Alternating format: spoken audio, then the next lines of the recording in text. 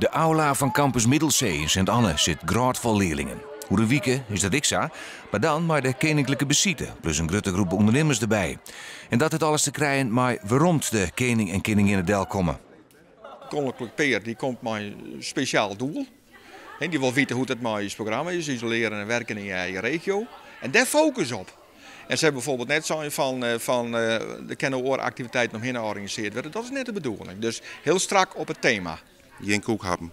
Nee. En ik net een soortement koning in het duivenmaatje of zo.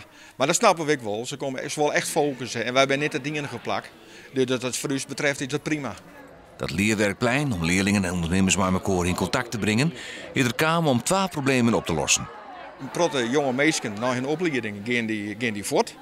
En het tweede probleem is dat de ondernemers dus een aantal jaren verteld dat zij steeds meer problemen krijgen om goede werknemers, jonge werknemers te krijgen.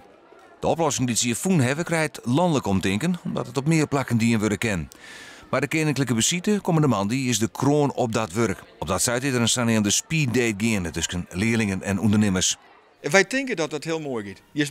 Die speed date, die gesprekken, die 40 gesprekken, die bent dan al dwaande. En men kan zeggen, natuurlijk wordt het wel enigszins geregisseerd, men rint er gewoon in. En wij nemen ze mee naar die tafels. Ze kunnen de gesprekken volgen. Ze kunnen daar mee van, ze kunnen vragen stellen. Ze kunnen orentafels aanschouwen. Dus men komt in een heel dynamisch geheel te wonen. En net alleen dat, maar dit er dan ik zoekers ken.